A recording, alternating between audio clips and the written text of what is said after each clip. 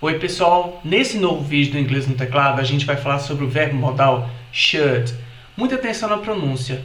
Should. A letra D que vem ao final desse verbo modal é muito suave. Should. Além disso, você não pronuncia como se estivesse dizendo chute com D, ou seja, should. A pronúncia correta é should. Como todo verbo modal, should não pode ser combinado com outros verbos modais e também não pode ser combinado com outros verbos auxiliares. Ou seja, você não pode dizer did, should, does, should, can, should e assim sucessivamente. A estrutura utilizada para montar frases com should é muito simples. Você pode construir frases como, por exemplo, I should, she should, Maria should, Daniel and Bob should.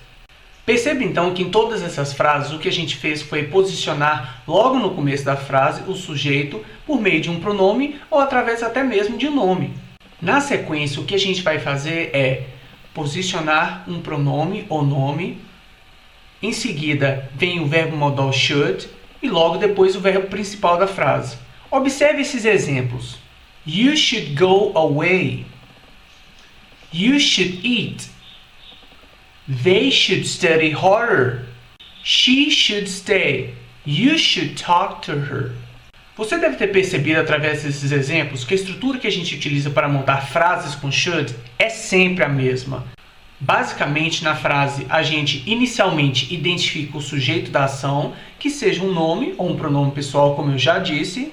Logo em seguida vem o verbo modal should e depois você vai utilizar um verbo principal na forma base. O que é o verbo principal? Ora, são esses verbos comuns que a gente utiliza o tempo todo, como por exemplo, go, study, play, bring. Um detalhe que você tem que ficar ligado é que o verbo principal da frase sempre vai vir na chamada forma base.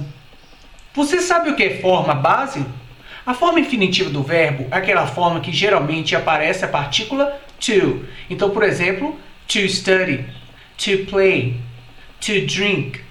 Isso é que a gente chama de forma infinitiva. Já a forma base, basta você retirar a partícula to.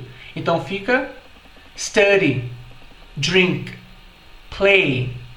Perceba então que em todas essas frases o que a gente fez foi utilizar o verbo principal na forma base. Não diga, por exemplo, you should to go. Está incorreto. Não diga também, por exemplo, they should to study. Está incorreto. As formas corretas seriam you should go, they should study, aplicando a forma base. Para perguntas em inglês com should, a estrutura que a gente vai utilizar é muito semelhante a todas as outras estruturas que utilizam verbos auxiliares ou verbos modais. A estrutura que a gente vai utilizar para montar perguntas em inglês com should é muito parecida a todas as outras estruturas que já vimos utilizando verbos auxiliares. Nunca se esqueça que should é um tipo de verbo auxiliar especial e por isso ele vai seguir a mesma sequência, a mesma lógica utilizada para verbos auxiliares em se tratando de perguntas. A estrutura geral que a gente utiliza para montar perguntas com should é: a gente posiciona o verbo modal should logo no começo da pergunta. Na sequência vem o pronome, ou seja, a gente pode identificar quem é o sujeito, pode ser um pronome, um nome. Logo depois vem o verbo principal. Por exemplo, should I play? Should I study? Should I stay or should I go? Should I eat? Ainda que você tenha que fazer perguntas com as chamadas WH questions, essa estrutura não será alterada, ou seja, você simplesmente vai posicionar uma WH question logo no começo dessa estrutura. Observe. How should I know? What should I do? When should I go? Então o que a gente fez foi utilizar essa estrutura geral de perguntas e posicionar a WH question logo anteriormente a essa estrutura. Bom, agora que a gente já viu a estrutura geral para poder montar perguntas com should, afinal de contas, para que serve should? De fato, o uso mais conhecido desse verbo modal em inglês é quando a gente está tratando de recomendações, sugestões. Apesar de na língua portuguesa a gente sempre fazer esse tipo de associação, olha, should significa deveria. Pode ser que em certos casos essa tradução não seja muito adequada. Simplesmente entenda que should contém a ideia, o sentido geral de dar recomendações ou até mesmo solicitar sugestões. Alguns exemplos em que essa ideia está embutida nas frases. Should I live in Argentina? Should I go on vacation? Should I buy a new car? Em todas essas perguntas, a gente precisa de uma resposta do tipo sim ou não, justamente porque aqui está sendo pedido uma solicitação de opinião ou sugestão. No primeiro exemplo, o que eu fiz foi perguntar a sua opinião, a sua sugestão, se eu deveria ou não morar na Argentina. Should I live in Argentina? Você pode simplesmente responder yes, ou você pode responder no. Isso vai depender da sua opinião. Vamos então analisar novamente essa pergunta. Should I live in Argentina? Digamos que eu esteja fazendo essa pergunta para você a meu respeito. Should I live in Argentina? Na língua inglesa, quando trabalhamos com verbos modais e verbos auxiliares, é muito comum a gente utilizar as chamadas respostas curtas ou short answers. Para a pergunta Should I live in Argentina? Você poderia muito bem responder yes. Ou no. Em se tratando desse tipo de perguntas em que a gente quer uma resposta do tipo sim ou não, é muito fácil, é muito prático utilizar as chamadas short answers para poder embutir sentido na sua resposta. Perceba que nesse tipo de construção o que a gente faz é utilizar sim ou não em inglês, yes or no, e logo em seguida a gente utiliza o verbo modal para completar a nossa resposta. Veja novamente. Should I live in Argentina?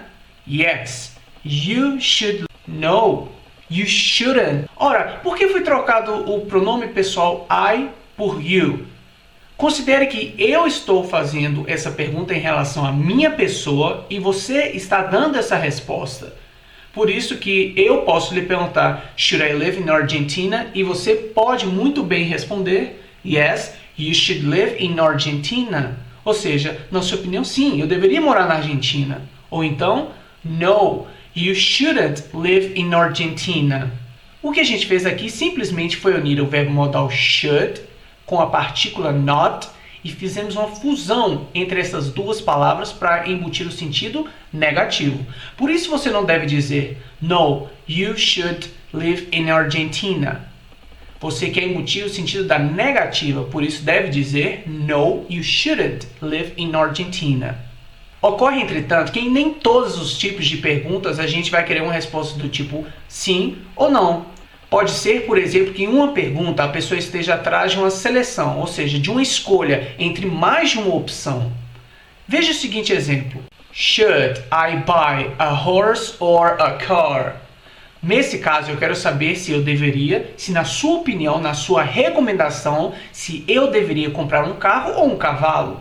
Veja. Should I buy a car or a horse?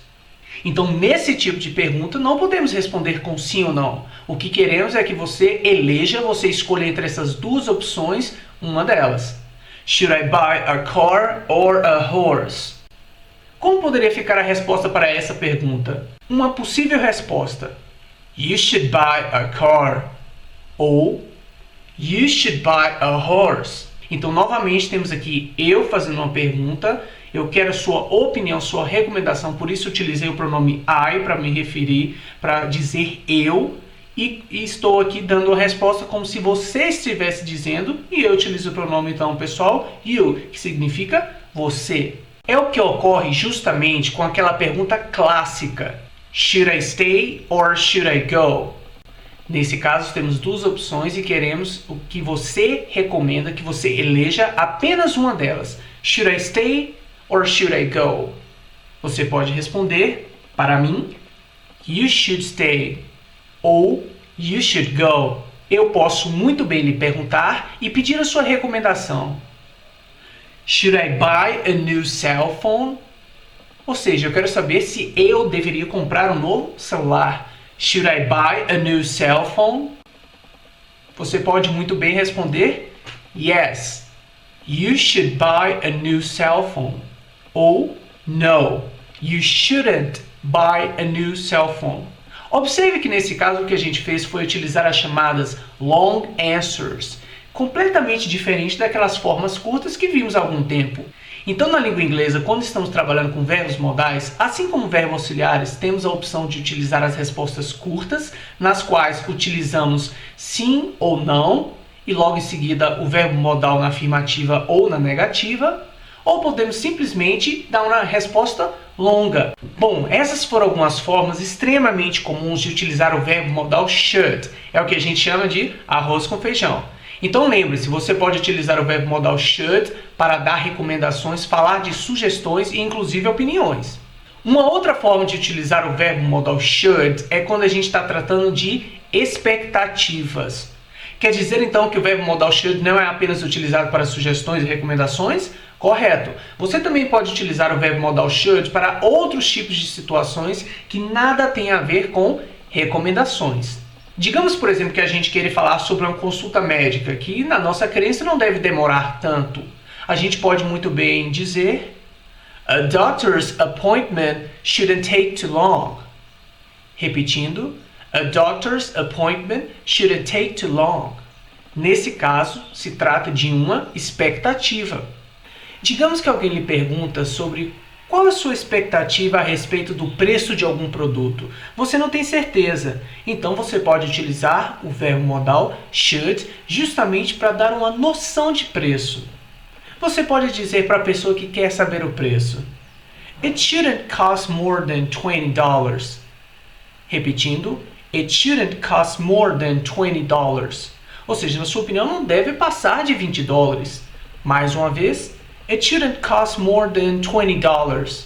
Agora digamos que você e um colega estão esperando pelo ônibus, só que esse colega está simplesmente irrequieto, ele gostaria que o ônibus chegasse logo. Você pode dizer em inglês, justamente naquela ideia de expectativa, the bus should be here soon.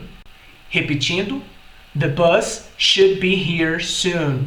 Você quer dizer que logo o ônibus deve estar aí.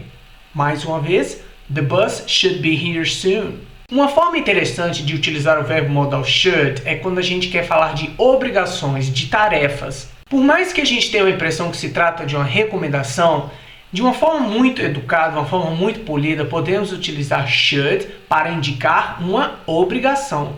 Digamos que um chefe queira dizer para o seu funcionário que ele deve chegar no trabalho às 8. O chefe pode muito bem dizer You should be at work by 8.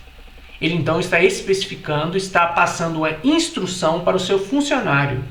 Repetindo então, quanto ao horário que ele deve chegar às 8, o chefe pode muito bem dar ao seu funcionário a seguinte instrução: You should be at work by 8. Novamente, You should be at work by 8. Outra maneira de se utilizar should em inglês é quando estamos tratando de aspectos mais formais. Isso porque ocorre o que a gente chama de inversão, quando a gente posiciona o verbo modal should logo no começo da frase. Mas isso se trata de um uso mais avançado de should.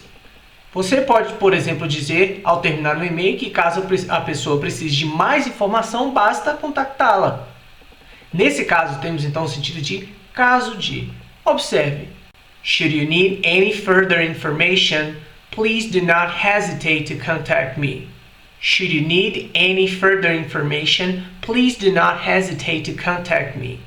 Bom, então é isso, galera. Essas são algumas formas de como usar o verbo modal should em inglês. Se você gostou desse vídeo, por favor, não esquece de compartilhá-lo e também gostaria de convidar para seguir o inglês no teclado aqui no YouTube. Thank you for watching. I hope to see you in my next video. Bye.